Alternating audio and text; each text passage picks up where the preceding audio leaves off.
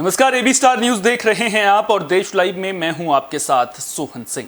देश लाइव में बात करेंगे तमाम अहम खबरों की। शुरुआत करेंगे बिहार की खबर के साथ में। दरअसल बिहार में बीजेपी जेडीयू गठबंधन अब टूटने की कगार पर है।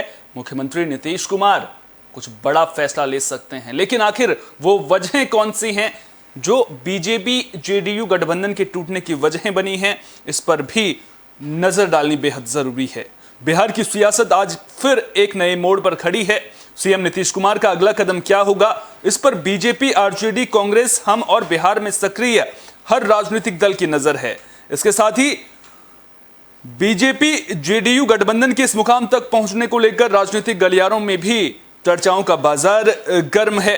अब जानकार ये कह रहे हैं कि यूं तो नीतीश कुमार विधानसभा चुनाव के दौरान और उसके बाद से ही बीजेपी से नाराज नजर आ रहे थे, लेकिन वो वजहें कौन सी हैं जो खासतौर पर इस गठबंधन के टूटने की वजह बनी है, इस पर भी नजर डालना बेहद जरूरी है। वो दो वजहें, उनमें से सबसे जो बड़ी वजह एक ये है कि जो बीजेपी ने पटना में अपने विभिन्न मोर्चों की संयुक्त राष्ट्रीय कार्यकारिणी की बैठक कर 200 विधानसभा सीटों के लिए रूपरेखा तैयार की थी, उससे नीतीश कुमार नाराज नजर आ रहे हैं। क्योंकि बीजेपी अगर 200 सीटों के लिए रूपरेखा तैयार कर रही है तो कहीं ना कहीं नीतीश कुमार की नाराजगी सामने आना बनता है। इसके अलावा महाराष्ट्र में जो उद्धव सरकार का हश्र हुआ, शिवसेना का जो हश्र हुआ, वो भी कहीं ना कहीं नीतीश कुमार के दिमाग में होगा।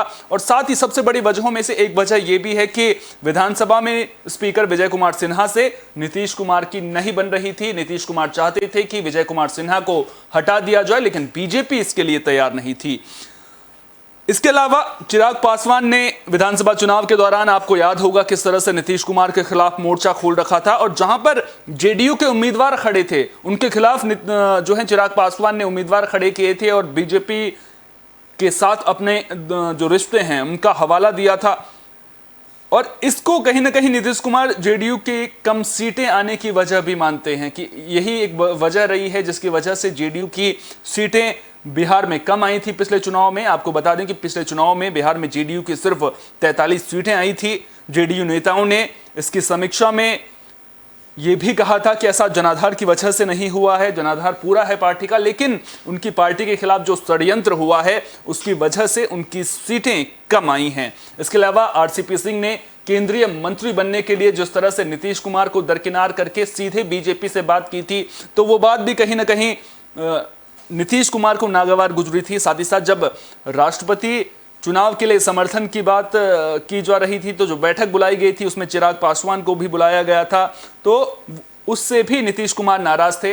हाल ही में जो बैठकें हो रही थी उन बैठकों में नीतीश कुमार नहीं पहुंच रहे थे। इसके अलावा अब कांग्रेस पार्टी बड़ा दावा करती हुई नजर आ रही है। कांग्रेस पार्टी के विधायक ये कहते हुए नजर आ रहे हैं कि नीतीश कुमार ने राज्यपाल से मिलने के लिए समय मांगा है। इसके अलावा ये भी महागठबंधन के नेता लगातार कह रहे हैं कि नीतीश कुमार उनके मुख्यमंत्री होंगे। अगर इस तरह के बयान सामने आ रहे हैं तो अब सियासी गलियारों में यह बाजार गर्म होता हुआ नजर आ रहा है कि क्या बिहार में फिर से नीतीश कुमार तो होंगे, लेकिन क्या सरकार नई नहीं बनेगी? यह सवाल इसलिए अब खड़ा हो रहा है क्योंकि नीतीश कुमार के अगले कदम का इंतजार सबको है। आपको याद होगा पटना में जेपी नड्डा ने एक बयान दिया था जिसमें उन्होंने ये कहा था कि अगर बीजेपी अपनी विचारधारा का प्रचार इसी तरह से करती रही तो क्षेत्रीय पार्टियां खत्म हो जाएंगी और केवल बीजेपी ही बीजेपी बचेगी।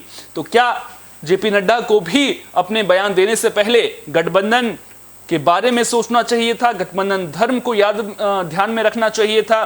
तो ये वो तमाम वजहें रही हैं जो बीजेपी जेडीयू गठबंधन में दरार की वजह बनती हुई नजर आ रही हैं। और ऐसा पहली बार नहीं है जब बीजेपी जेडीयू गठबंधन में टूट की खबरें सामने आ रही हो। आपको याद होगा हर बार जब लोकसभा चुनाव होने वाले होते हैं उससे पहले नीतीश कुमार नाराज हो जाते हैं, लेकिन टूटता गठबंधन नहीं है। लेकिन इस बार बात आगे बढ़ती हुई नजर आ रही है और ऐसे में अगर बीजेपी जेडीयू गठबंधन टूटता है तो क्या विपक्षी एकता की भी यहां पर बात करना बेहद जरूरी है, क्योंकि नीतीश कुमार को उपेंद्र कुशवाहा प्रधानमंत्री मटेरियल बताते हुए नजर आ रहे हैं। उन्हें लगता है कि नीतीश कुमार देश के प्रधानमंत्री बन सकते हैं, तो वो तमाम वजहें अब निकलकर सामने आ रही हैं और विपक्षी पार्टियां अपना हाथ सेकती हुई इस सियासी आग में नजर आ रही हैं। विपक्षी पार्टियों को फायदा होता हुआ जरूर नजर आ रहा है, लेकिन अब आगे नीतीश कुमार का कदम क्या होगा, इस पर भी हमारी नजरें लगातार बनी हुई हैं।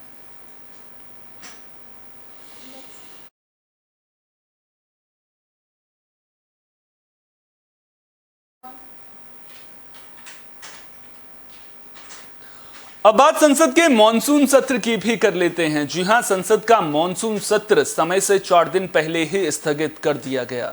सूत्रों के हवाले से जानकारी मिल रही है, उसके मुताबिक जो सारे विधायी काम थे वो पहले ही पूरे हो चुके थे, जिसकी वजह से मॉनसून सत्र 4 दिन पहले ही तय समय से स्थगित कर दिया गया।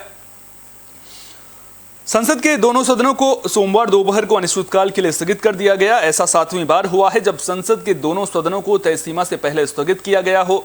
सूत्रों के मुताबिक इस बार ज्यादातर विधायी एजेंडे पूरे हो गए थे। इसके अलावा इस हफ्ते के शेष 5 दिनों में से 2 दिन तो अवकाश है।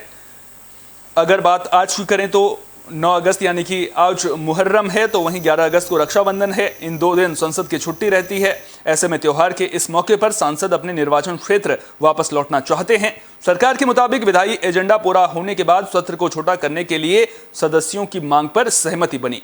हालांकि 4 हफ्ते में से 1 हफ्ते ही सदन का काम सुचारू रूप से संचालित किया गया। महंगाई और बेरोजगारी के मुद्दे पर चर्चा की मांग को लेकर विपक्ष के हंगामे के चलते शुरुआत के 2 हफ्ते हंगामे की भेंट चढ़ गए। सदन को स्थगित करने से पहले लोकसभा अध्यक्ष ओम बिरला ने कहा कि लोकसभा ने 16 दिन तक बैठक की और 7 कानून पारित किए। तो वहीं राज्यसभा में उपराष्ट्रपति वेंकैया नायडू ने बताया कि उच्च सदन में 38 घंटे काम हुआ और 47 घंटे से ज्यादा का समय हंगामे की भेंट चढ़ गया। तृणमूल कांग्रेस के सांसद डेरेक ओब्रायन ने इस फैसले के लिए सरकार पर निशाना भी साधा।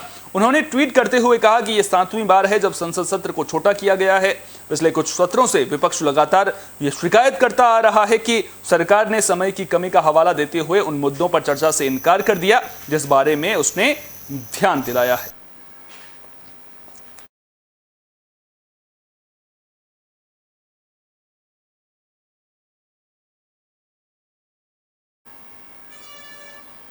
बुलेटिन में अब बात एनआईए के एक्शन की भी कर लेते हैं। दरअसल देश भर में कई जगहों पर एनआईए की छापेमारी का सिलसिला लगातार जारी है। भोपाल में भी एनआईए की टीम ने छापेमारी की है। 2 संदिग्ध आतंकवादियों को यहां से गिरफ्तार किया गया है।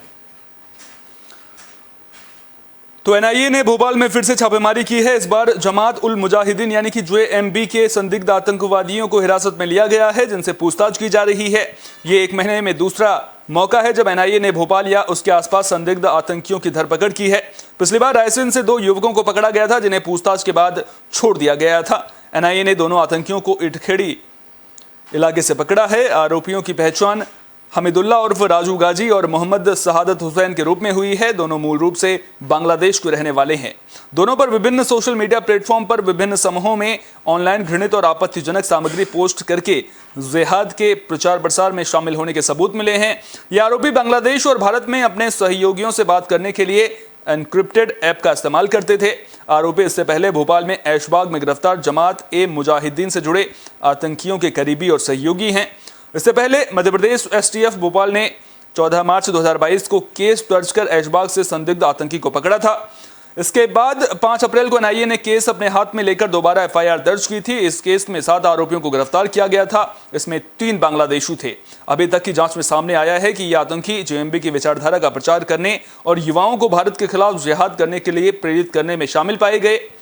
एनआईए की टीम ने नई दिल्ली की जो टीम है एनआईए की, उसने पिछले हफ्ते आईएसआईएस के 2 संदिग्धों को हिरासत में लिया था।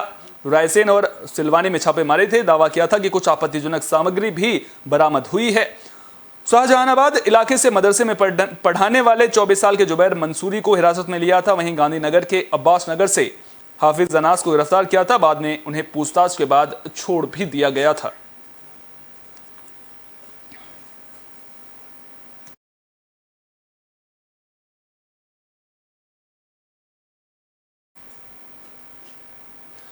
अब बात गूगल की भी कर लेते हैं। दरअसल आज सुबह दुनिया भर में गूगल का सर्वर डाउन होने के बाद हलचल मच गई थी। सुबह 7 बजे के करीब 10 मिनट के लिए गूगल का सर्वर डाउन हो गया था। तो सुबह करीब 7 बजे दुनिया भर में सर्च इंजन गूगल लगभग 10 मिनट के लिए डाउन हो गया था। हालांकि कंपनी ने तत्काल इस दिशा में काम किया और गूगल सर्विसेज को एक बार फिर से शुरू किया। वहीं सर्विस के अचानक डाउन होने के चलते ग्लोबली कई सारे यूजर्स को दिक्कतों का सामना करना पड़ा। हालांकि अब तक डाउन होने का कारण पता नहीं चल पाया है। गूगल डाउन होने के दौरान यूजर्स कुछ भी सर्च कर रहे थे तो उन्हें स्क्रीन पर 500 दैट्स एन एरर का मैसेज मिल रहा था। गूगल यूजर्स अलग अलग सोशल मीडिया प्लेटफॉर्म पर सर्च में आ रही दिक्कत के बारे में लिख रहे हैं और इसे रिपोर्ट करने के लिए भी लगातार कहते हुए नजर आए। इस बीच कई यूजर्स ट्विटर पर सर्च इंजन के डाउन होने पर मजेदार रिएक्शन देते हुए भी नजर आए। कुछ यूजर्स ट्विटर पर गूगल सर्च इंजन की स्क्रीनशॉट तक शेयर करते हुए नजर आए थे।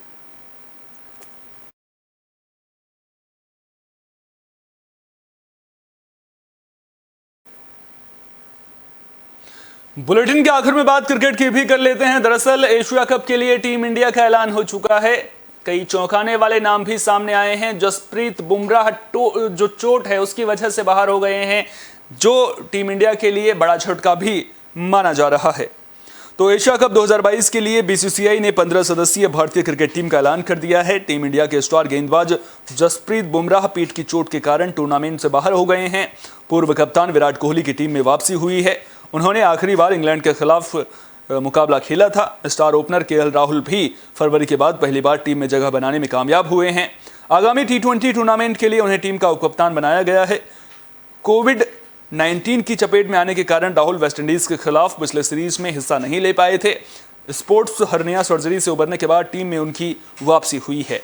बीसीसीआई ने ट्वीट करके ये भी बताया कि तेज गेंदबाज जसप्रीत बुमराह और हर्षल पटेल के कारण आगामी टूर्नामेंट में वो चयन के लिए उपलब्ध इसलिए नहीं हो पाएंगे क्योंकि उन्हें चोट लगी हुई है। इस टूर्नामेंट के लिए 3 खिलाड़ियों को बैकअप के रूप में रखा गया है। ये खिलाड़ी श्रेयस अय्यर, दीपक चोहर और अक्षर पटेल हैं।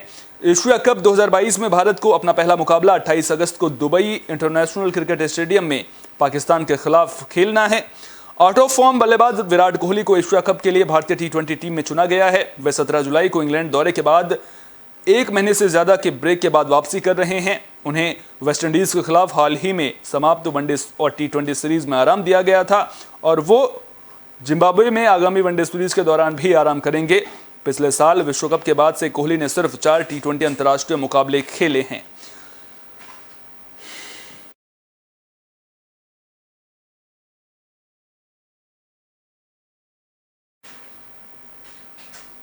देश लाइव में फिलहाल तो इतना ही। देश दुनिया की तमाम अहम खबरों के लिए बने रहिए एबी स्टार न्यूज के साथ, क्योंकि यहां पर खबरों का सिलसिला कभी नहीं थमता।